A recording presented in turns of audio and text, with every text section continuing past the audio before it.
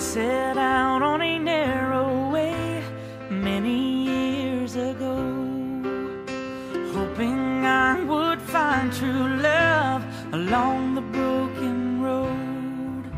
But I got lost a time or two, wiped my brow and kept pushing through. I couldn't see how every sign pointed straight to you.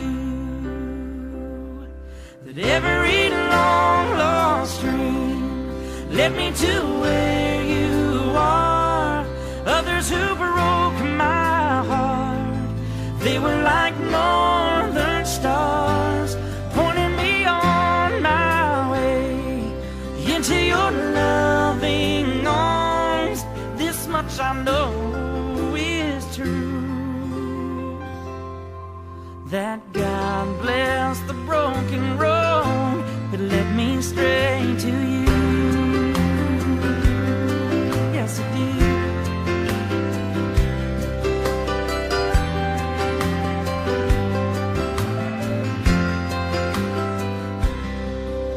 I think about the years I spent just passing through. I'd like to have the time I lost and give it back to you, but you just smile and take my hand. You've been there, you understand. It's all part of a grander plan, and that is coming true. Every long lost dream led me to where you are. Others who broke my heart, they were like northern stars, pointing me on my way into your loving arms. This much I know is true, that God bless the broken road that led me straight to you.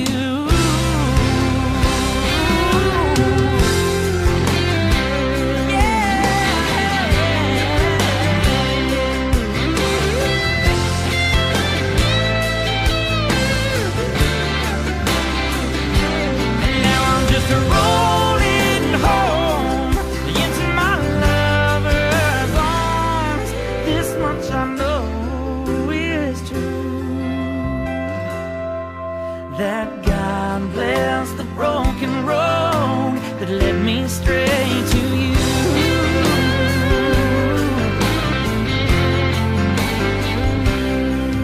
That God bless the broken road that led me straight to you.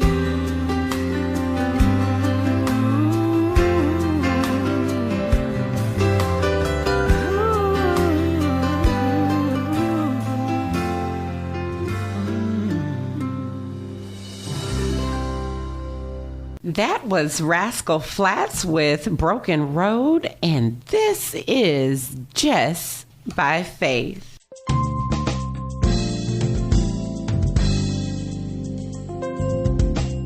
More than a mustard seed, get you through the day. Just by faith. More than a mustard seed, get you through the day. Just by faith. This hour, we're going to be playing some love songs to remind you of those vows. We'll have Marette Brown Clark, The One He Kept From Me, Phil and Brenda Nicholas, We're Gonna Make It, and BB and CeCe Winans, Close to You. According to statistics, December is the most popular month for wedding engagements. Wedding Wire reports that budgets for weddings average $36,000 per event in the United States. Food and venue top the list of most expensive expenditures. Even with such a huge investment at the start of a couple's life together, statistics reveal that almost 50% of all marriages in the U.S. will end in divorce or separation. Researchers estimate that 41% of all first marriages end in divorce. 60% of second marriages end in divorce, and 73% of all third marriages end in divorce. Now, my pastor and First Lady, George and Lindsay Edge of Restoration Church of Americas, just celebrated 30 years of marriage on December 9th. Congratulations to them. Their union gives me hope beyond the statistics. And the Rascal Flatts song says, "God bless the broken road that led me straight to you." These words are a reminder that while fairy tales may exist for some, the reality is there are twists and turns, bumps and bruises that many individuals experience before they meet and commit to a significant other. Many enter relationships with fresh scars, open wounds, and unspoken expectations. At a time when distractions and options are at the tips of our fingers, throwing in the towel, it's more socially acceptable than ever, and divorce is more accessible than ever. Can a forever marriage be a reality? Now, I was pondering this question several months ago when I came across a book called Making Marriage Work: New Rules for an Old Institution. It was written by Judge Lynn Toler of the hit television show Divorce Court. It struck me that a divorce court judge would write about this topic, but as I read the pages, I realized that her relationship experience, coupled with her work, gave her an amazing vantage point from which to speak. As a newlywed myself, entering into a third year of marriage, I am very invested in the idea that marriage still matters, and despite the statistics, it doesn't have to end in divorce. Judge Lynn's book gave me a wake-up call, though. Marriages don't just last without effort. Like anything that gives results, they require work. I am very excited to have Judge Lynn Toler with us today to discuss her book and to share her insights on making marriage work.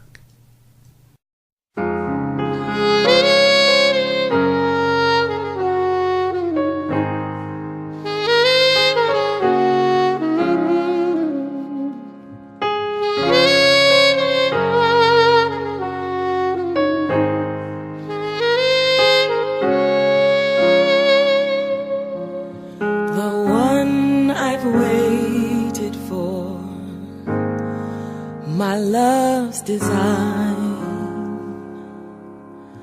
the one he kept for me until it was time,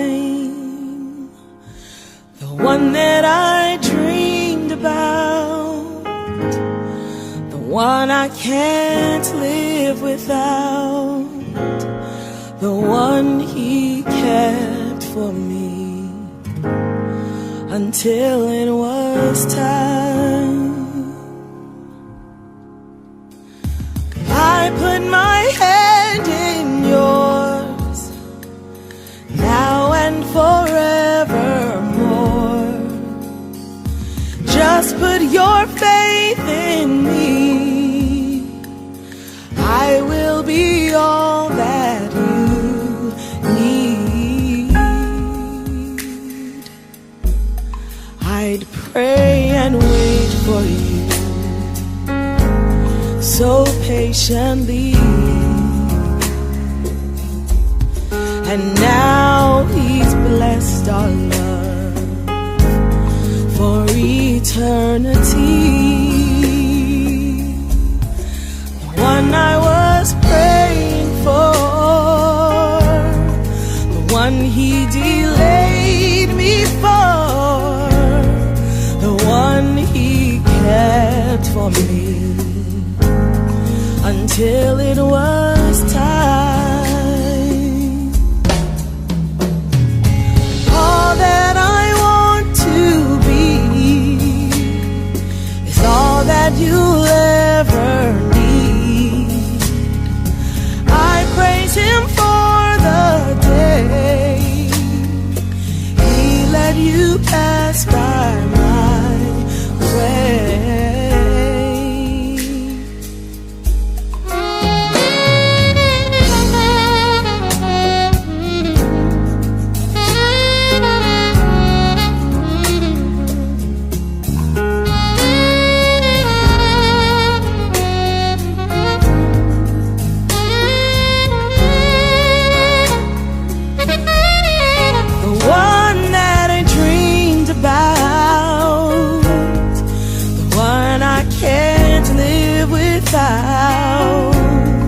The one he kept for me until it was time. Oh, I put my hand in yours now and forevermore. Just put your faith in me. I will be all that you need, all that I want to be is all that you'll ever need. I praise him for the day that he let you pass by my way. The one I've waited for, my love's design, the one he kept for me until it was time. Good morning, Judge Lynn. Good morning. How are you? I am great. I am over here so excited to hear your voice. Oh, I'm glad to be talking to you. Amen. I know you don't have much time, so we're going to jump right in. First of all, welcome to Georgia. And loving every minute of it. And I'm going to tell you, you people can cook. Kills me. Every restaurant I go to is better than the last one.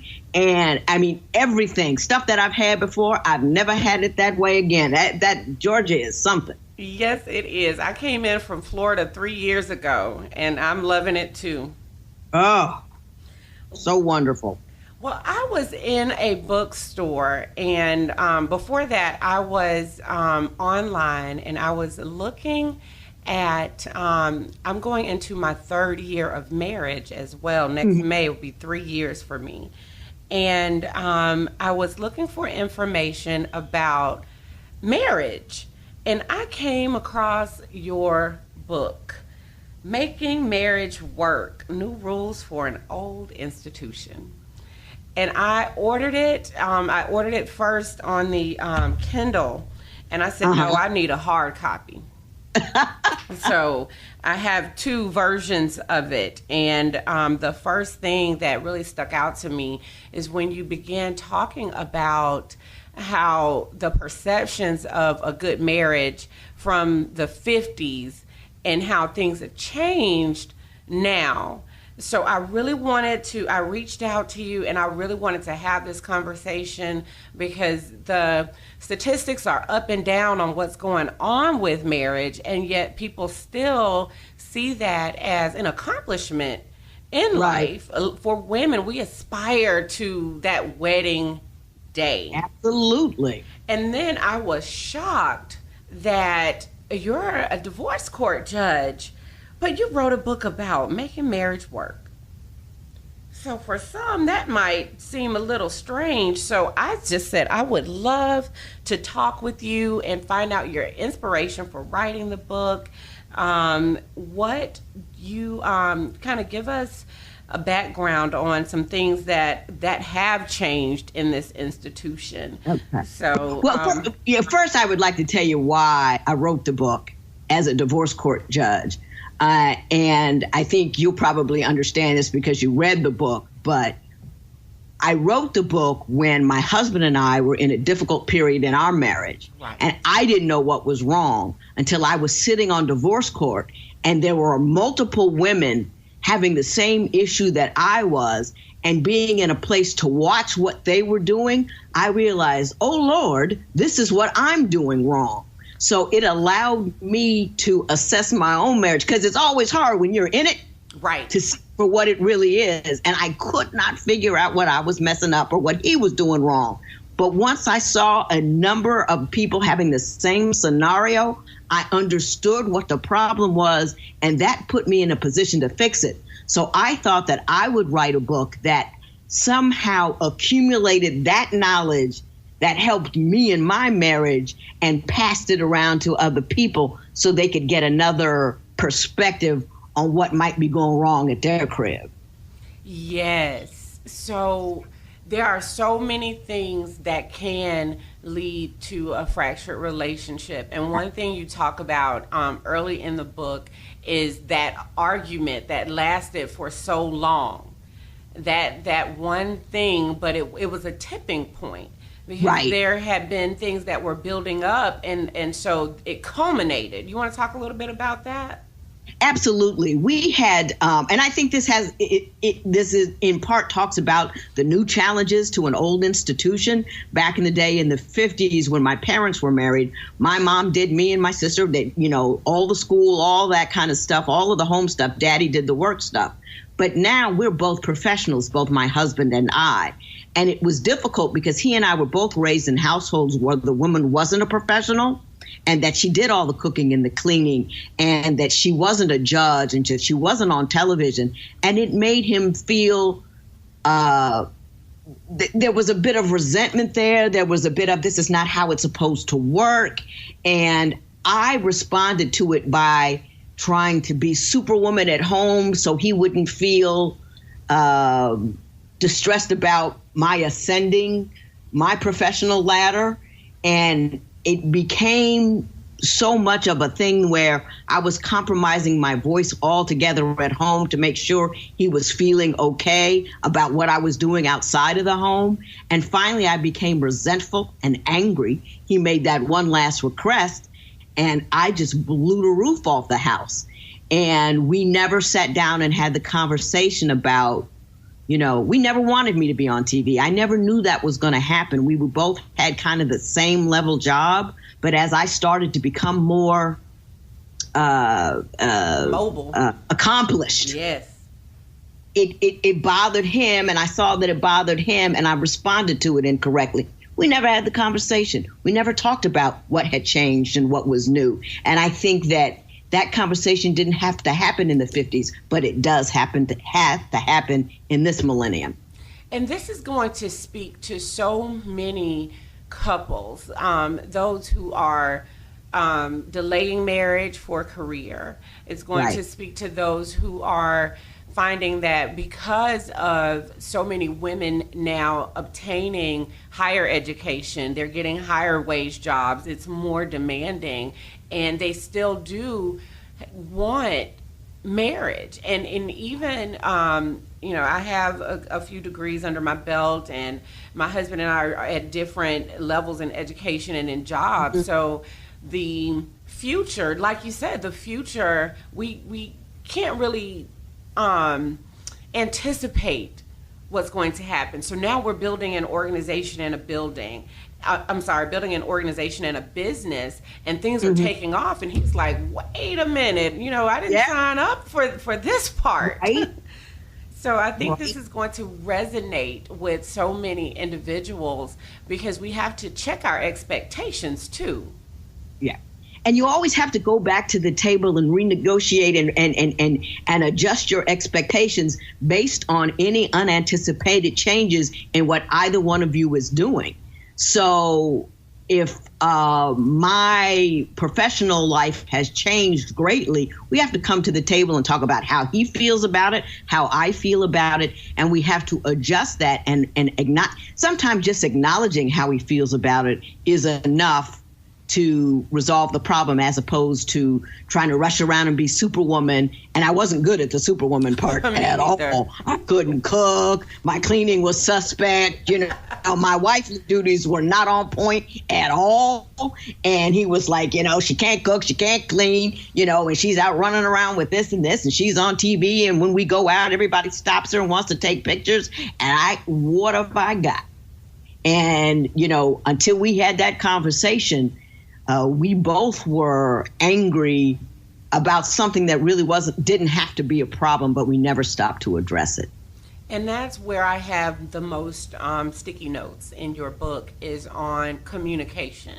Mm-hmm. That is a deal breaker. And when you say renegotiating expectations and talking about feelings, and even feeling that you have to be Superwoman, we don't. Right. A lot of times we internalize that. We have a conversation in our heads, mm-hmm. and we anticipate what they're going to say. So we've had our part of the conversation and their part of the conversation, but we right. haven't actually verbalized it and had that communication. So what are some of the top rules in communication? And you really have to know how to have a conversation. And in order to have a conversation, you got to start with the 3 T's: timing, tone, and topic. Oof. Never have a conversation about anything important while you're angry about it or while it is currently on the table. Let's not talk about how I didn't cook or how you didn't have food when I came back at 11 o'clock at night from being on TV all day while I'm still hungry. That's not the time to have that conversation. You have to have that conversation at a time where everything is cool, so you can bring the topic, which is, I feel like you're not concerned about my well-being, which is not, I was hungry, where was my sandwich? Right. It was, do you realize that when I come home at 11, though I'm usually the one that cooks, that you may need to step in and do that? Because it never crossed his mind. It wasn't that he was being inconsiderate. It's just it wasn't part of his game plan. So, and it's not something that he normally had to do. So we had to stop and have that conversation. So we had to have the conversation. The right topic wasn't you're inconsiderate. The right topic was you need to add this onto your list 16 days a year when I come home from work. And then tone is everything. Yes. And tone is, you come into the conversation with an idea of what you want, and you say, this is what happened. This is how I feel about it. This is what I would like to happen. And let me hear what you have to say about that, as opposed to you did this and you did that. Because if you come for somebody, they defend. If you come to somebody with a request, they can look to fulfill it without feeling like they've lost anything. That's good stuff. That's really good stuff right there. And it made me think about what the purpose of a relationship, what a relationship should do for you. We have our expectations, but then those relationships are also a place of rejuvenation. After right. You've been out doing your work stuff and your career stuff and your service in the community, and you come back, you don't want to be ever more stressed. You want to be poured into. And then it's a place for cultivation, where you bring something together and you're working together and you're growing something in the other person and mutually together. And then it's an opportunity for elevation, for both of you to go higher than you would be apart. Right. And so, go ahead. Yeah, and I think that all of those things are absolutely true, but very rarely do we discuss those. You get together in a house and everybody is conducting the business of life. Mm-hmm. Who's cooking, who's cleaning, who's paying the bills, who's doing this, that, and the other thing. And you don't talk about all of the nurturing and the needs that you need to get out of the relationship. And what I found was I did what you did, or what you were talking about that internal conversation that I had with myself about what it is to be a wife, is to perform all of these duties and not make an ask of him about what it is I need to nurture and fulfill me. And what I found was I wasn't nurtured or fulfilled at all because I never asked for anything. And I assumed he should know what I need. I assumed that everything would be cool if I were doing my part. And I assumed that he could see what he needed to do to fulfill me. But they don't have a clue. And I was talking to my French teacher this morning, and very different person. They're from Geneva. She's 20 years younger than me. She's white. And we had the same problem about our husbands not understanding what we need. And it's a matter of you having to explain it to them, and they having to understand that they don't need to understand why we need it, because they won't. But they have to understand that they need to do it, even though they don't understand why we need it. And I found that I didn't need much, but getting none of it wasn't working. Oh, that's so true.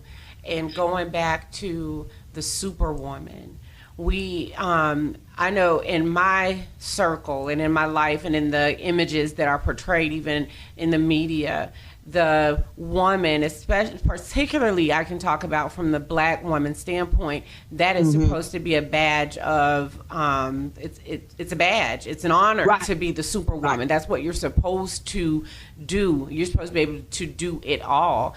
And we know that when you're trying to work and maintain a home and take care of children and manage their current along with their futures, that you're losing in the workplace.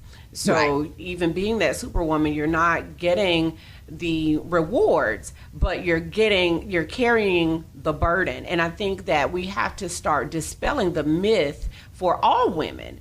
And definitely going back to women of color and women, minority women, that is no longer reality. It doesn't have to be reality. Right. But you have to discuss what your deal is with your dude, because the dude, as we have that same internal conversation, this is what being a good wife is, they have that same conversation in their head. And you have to address it, because they'll, just as much as you expect that you have to do that, they'll expect you to do it and feel like you're not doing your job if you don't. So you have to lay out, look, I would love to do all of these things for you, but given all of the constraints and the obligations that I have, certain things will not happen, and we're going to have to parcel out these duties differently, as opposed to, so you make an agreement about how you're going to change how the relationship works, as opposed to everybody feeling I'm doing too much or she's not giving enough. You just have to discuss it, lay it out on the table.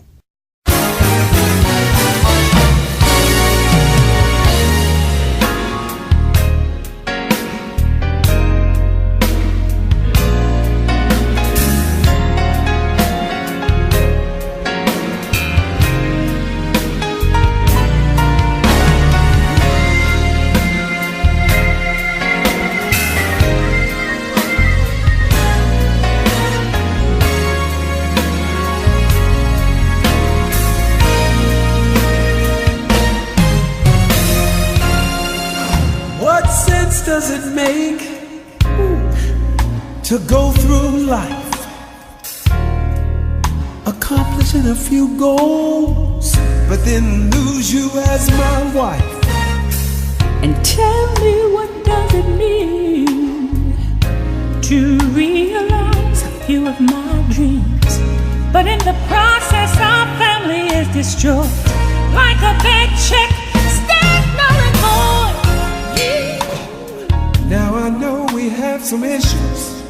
At times we don't always see eye to eye. But honey, we can work through this if we really try. You see, God has given me a love for you that runs so deep.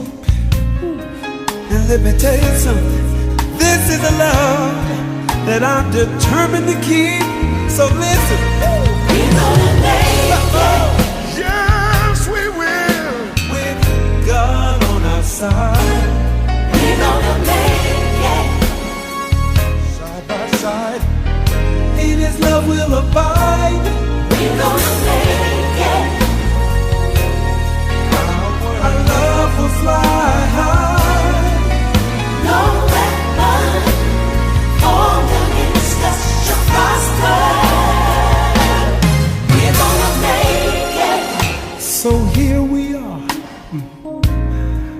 I want to hold you real tight. The Lord knows we can work it out if we don't argue, fuss, and fight. If we really get in tune with each other and let the Lord lead the way, honey, we can look each other in the eye, and with authority we can say, we're gonna make it. I know we will, with God on our side. We're gonna make it. It is love we will abide. We're gonna make it. Every day our love will fly high. No weapon formed against us shall prosper. This I say from my heart, nothing shall ever tear us apart.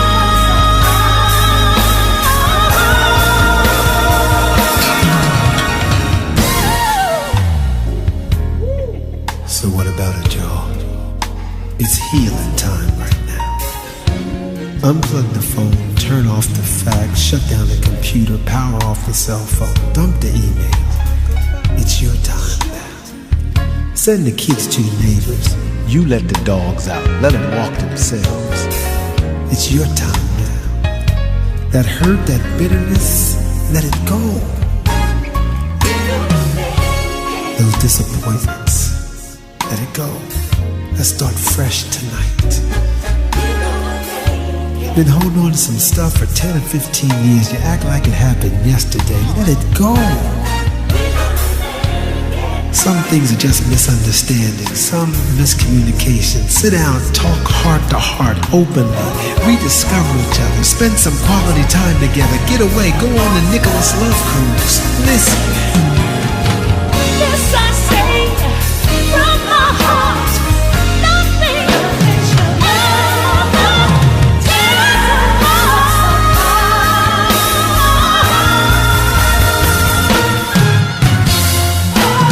We're gonna make it. How much too far to turn around? We're gonna make it. We're not gonna, I said we're not gonna give up now. We're gonna make it. Yeah. No one's formed against us shall prosper. Try to destroy us. We're gonna make it. Never has done his best. Yes he did, but our love has stood the test. We're gonna make it. We put the bad things In the past, we're gonna make it.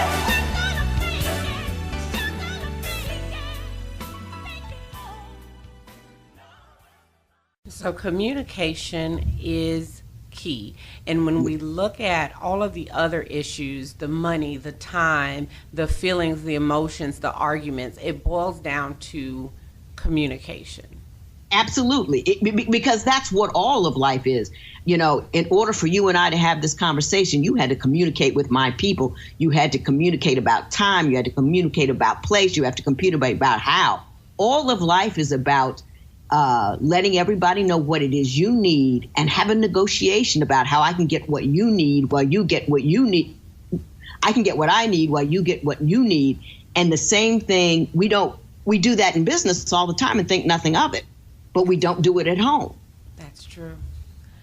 So I want to, I know this book was written some time ago, but I'm definitely going to put a link to it on my Facebook page and encourage people to read all of it, all of the rules, 7.1, 7.2, 7.3, Right. all of the points. Got detailed. They did. Yes, and we'll start a conversation too. One of the things that people believe is that money is the top reason that marriages end. And even when I read that chapter about money, it goes right back to communication. Communication and emotion.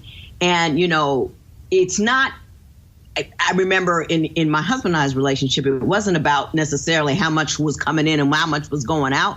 It was how we felt about each dollar that was coming in and each dollar that was going out. I had a relationship and a history with money that gave me an emotional, made me feel a certain way. I like to save my money. I like to keep my money. I don't like to spend on extravagant things. You know, I will buy store brand and not name brand. And my husband came up in a circumstance where once he got married, we had more money than he had ever had. And he was like, wow, now I can spend more freely because for the first time I really have the financial wherewithal to do it. And I was like, well, hold up. No, you want to spend on this, and this. I want to have this in the bank. And so we were always mad because we didn't understand how he felt. I was trying to deny him his newfound ability to be economically and financially sound and free. And he was denying me of my ability to feel financially secure. Wow. So until we figured that part out, we kept fighting about money, and it didn't matter how much was coming in and going out because we felt differently about each and every dollar. Wow. The emotional connection to our economics. Exactly. Because money's all about security and ability and options, right? Right. Money in and of itself has no intrinsic value. What money does, it allows you to feel safe. It allows you to have a roof over your head, and it allows you to do the things that you like to do. Yes. But you have to decide if security is more important to you, if fun in the money, you know, having fun and going out and doing things are more important to you. And you got to figure out everybody's emotional relationship to money and take all of that into consideration when you do anything with any particular dollar. Thank you so much for clarifying that. And I know this is going to help so many people. I've just read that the average total wedding cost is $36,000. And if you're up in New York, people are spending upwards of $60,000 on weddings. And it says that 42% of people underestimate their budget when they go in to marriage, go into weddings. So there's a lot of expenditure on the front end that we're spending on the dream, right? The dream wedding, the fairy tale. And what would happen if we invested in this security and the options and the things of that nature? Because a lot of times, and I know people who are divorced before they're finished paying for their wedding. Right. I got two things to say about that. Number one, having a huge wedding is like throwing a Super Bowl victory party before you played the game. Oh, yes. And when I got married, my father said, look, I got X number of dollars, and it was a big number. It was 5 figures. He said, either you can throw a wedding with it, or you can put a down payment on a house. I put the down payment on the house, bought a purple dress that didn't fit, showed up on my lunch hour at the courthouse, married this brother, went to lunch. And, if you want to throw a big 10th anniversary party, I say have at it because you put it in the time and you've earned it. Yes. But I think a big wedding does two things. It obscures the problems that you have because you're so dedicated to the proposition of this dream of yours that you are willing to overlook as you see the wedding come forward. You're having problems with him. Things aren't working out, but you're so dedicated to that proposition of having that day that you're willing to overlook problems and not deal with them because that's more important than getting that becomes your primary purpose. And also that, debt is pressure. Yes. Debt is pressure.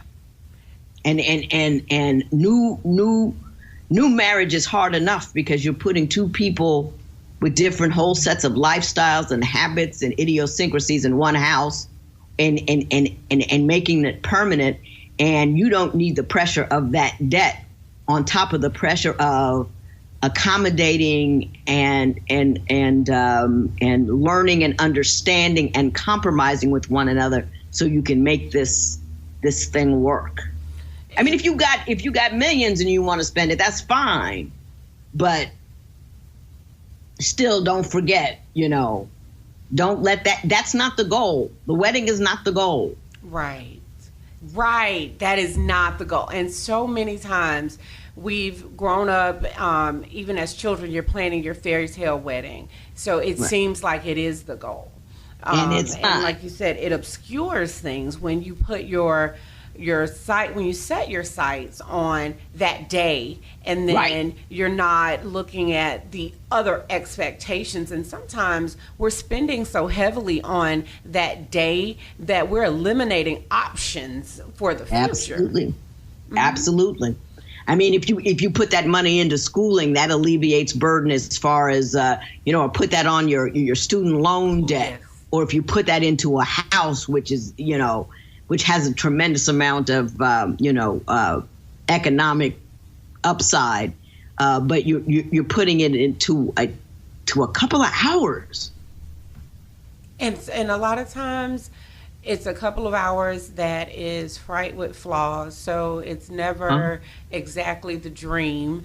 So, it's, and what if, we were taught along the way about what we're really investing in, what are your really your emotional connection back to spending this kind of money on a day. When we can invest, and I think there's a lot that we can learn about investing in and of itself as we're coming into technology and different options. And money used to be something that just wasn't talked about in families. And now everything is accessible 24 hours a day. If you want to know about it, you can learn about it. But still, there are traditions where it's just, we don't talk about that. And that's one thing in my relationship that we're learning how to do. I'll sit down and I'll get out the Excel sheet and I'm budgeting down every cent. And then I want to have a meeting about this thing. And he's like, well, you made the budget. Do we have to keep talking about this? And it's like, yeah, we do. Yeah, we do. It's, I think it's a shame how we raise our children and we teach them all this kind of stuff, but we don't teach them how to manage the one thing we know they got to deal with, which is money. So it's important. And when that used to be one of the top reasons for divorce, and it's an assumption. But what are you seeing as some of are there trends in divorce? There are. I think that there's a lot of things going on. I think that because divorces are easier to get nowadays, that less thought goes into it before people get together. I think that's one thing. I think one thing that has changed tremendously since the time that, when I got married in 1989 is that, you have to discuss the boundaries of the world with respect to online issues. People are conducting their relationships online. I get mad at my husband. I make a post as opposed to a conversation with him, and you are engaging in your relationship in a public forum, and that often exacerbates the situation, and then it gets your ego involved. You don't want to look stupid. All of that happens there. In almost every divorce case I see on divorce court, there is some element of internet intrigue. It's so easy. If I'm not getting along with my man, it is so easy to feel good and feel cool by getting on the internet and have somebody like some picture of me or something, or to engage in a conversation with somebody who's going to be complimentary and make me feel good. And often we will default to that now, as opposed to staying in the difficult moment with the man that you got to resolve that issue. And then those things flower into unintentional emotional relationships that you have. And a lot of that, leans on the marriage. In addition, you used to have to leave the house to cheat. Now you can cheat on somebody sitting right next to them. Oh, yes. Because it's available to you online. And a lot of, women are talking about, who are you talking to and all this kind of stuff. And people are they will send you pictures of their body parts without any invitation at all. I mean, it's everything. It's just a free for all out there. And you have to talk to your husband and your wife about what's appropriate, what's not appropriate. If somebody does something, what you're going to do about it, because those are new rules that we have to design. We can't just assume everybody's going to feel the same way about how the world intrudes on your marriage through that screen. And I think one of the things Facebook does is send you memories. Right. So you got stuff in the vault from, 10 years ago and pictures of things you were engaged in way back when. It'll say, remember when you did this with such and such? 4 years ago, right? And all that. And then you reach back to an old guy. You forget why you dumped him. But so it's fraught with danger. And you need to recognize that and make sure you don't fall into those traps. Definitely. And I think one of the things that intrigues me about the fact that you wrote this book, it made me look at the title of your show very differently and the premise for it very differently. So for me, the book and the show go hand in hand, and it's not about, being invested and that the victory is the divorce, but it was more about inviting couples to reflect on the heart of their commitment versus their conflicts. And go ahead. That's very interesting because when the show first aired, it was first aired in '59, and they were just doing transcripts of real divorces outside of the show. Right. And then it came back, and every couple that came along was married, and they had filed for divorce, and they were coming on the show to get some economic resolution that's separate and apart from that they would take care of. As times evolved, we found that the audience was more interested in what I said about what went wrong and how it could be fixed than they were about who got Fluffy the dog. So the show morphed with the desires of the audience. And clearly, these days, the show is not about getting the divorce. And most couples that come on say this, and they call in, they said, we don't want to leave one another. We look like we're going to get a divorce, but we want to get her opinion about what's going on so we can fix this thing. Because now I do things, save my marriage and before the vows for things you need to do, because that's what people want. Wow. So it becomes about the approaches to mediating and mending. Right. And it really brings a contrast to what it means to move forward in divorce proceedings. And so when you watch the show, I think it resonates with people. It definitely resonates with me in terms of, we have this issue, and right, I'd like to see what she thinks about this, like you said, I want my sandwich. I've been working all day, and that's really what it boils down to, is that you're not making the sandwich. Right. Yeah. And I'm hungry. It's 11 o'clock at night. What do I do? And it's, but he never really thought about it because it was never his job to bring food into the house. Exactly. So I want to encourage people, if you're not watching, tune in. And if you haven't picked up the book, pick it up. And you have written other books. You want to tell us the titles of those? Yeah, the other book that I wrote myself was My Mother's Rules. Mm-hmm. And I think that book is one about people being emotionally intelligent, and that life is not about the what you know. It's what about what you do about what you know. And typically we respond emotionally before we respond logically. And it's all about how you tackle your emotional life so you don't get stuck, so you don't get angry, so you don't have your circumstances dictate your day. You dictate your day, how you're going to feel. And once you're able to master how you feel, you can learn to master understanding how other people feel. And once you master understanding that, you can get people to do things for you that you want them to do, because you can make them feel the way they want to feel. My mother used to do that all the time. She was a genius with that. And I think that any time I ever said anything before divorce court, I was a criminal court judge in a municipal court. And any time I ever said anything to any defendant that make him or her, drop their head and say, wow, I should have changed that, or I get you. It was something that my mother said about how you deal with how you feel. How you deal with how you feel.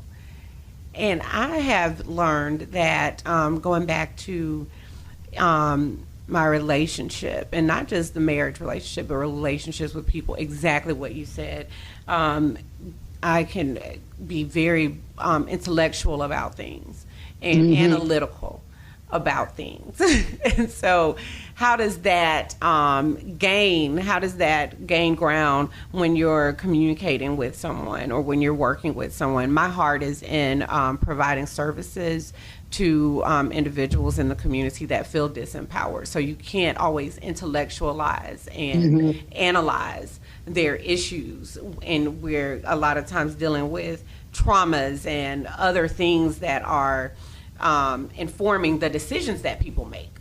Right. So exactly what you said. I'm going to have to pick. I haven't read my mother's rules, but I'm definitely going to pick that up. And I want to just take a moment and just congratulate you and celebrate you on all that you have achieved. I know you've moved a lot, and some things have happened unexpectedly to change the trajectory, so you're making moves and making movements, but it's a wonderful example, and we don't always have positive images and role models of women that are doing that and still taking care of family. And just I want to applaud you and thank you so much for taking the time out to speak with us today, our little old show that's just chugging along. So we are just so honored to have had time with you, and just thank you so much. Oh, you're more than welcome. I very much enjoyed our conversation. I thought it was enlightening and it was enjoyable, and thank you so much for having me on your show. Before you go, do you have any parting words for those that may be contemplating marriage, already married, or even those contemplating divorce? What are your parting words for us? If you don't do anything else, learn how to have a conversation, which includes timing, tone, and topic. You master the ability to listen intelligently. That changes everything that you do with everybody with whom you do it. Amen. Well, we thank you so much, and thank you. And you have a wonderful day. You too. All righty. Take care. You too. Bye-bye. Bye. I pray that you have been blessed by today's broadcast. We're going to leave you with Close to You by BB and CeCe Winans.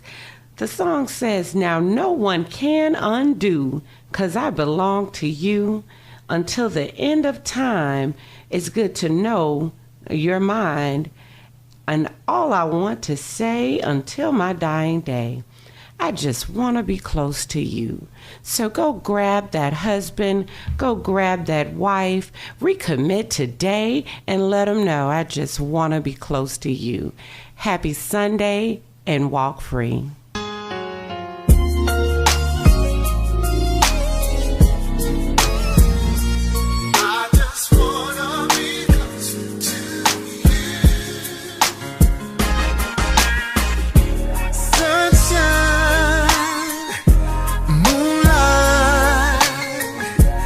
Deep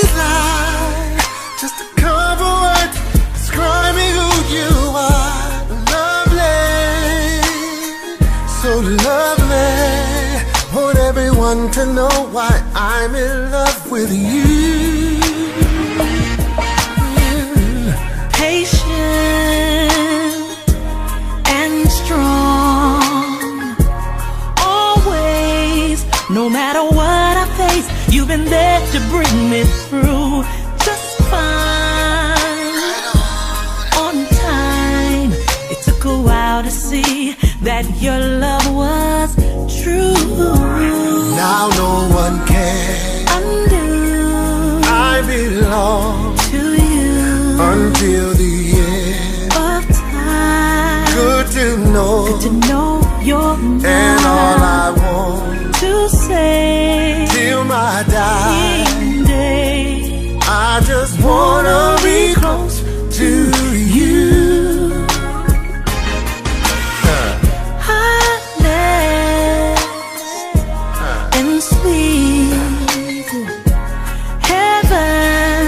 Is where I wanna be, where I am when I'm with you. Perfect, yes, perfect.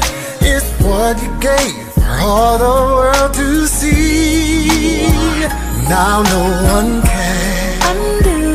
'Cause I belong to you until the end of time. Good to know, and all I want till my dying day, I just wanna be close to you. Come on, Stacey, follow me. Da-da. You say. Da-da. Da-da.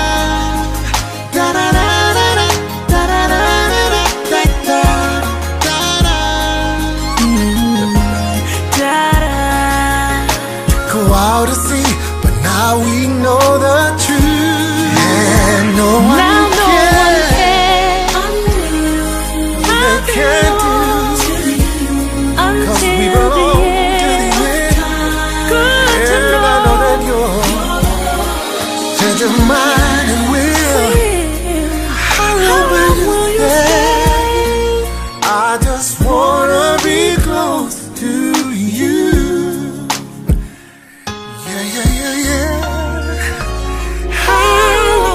Stay. Hey, I just wanna be close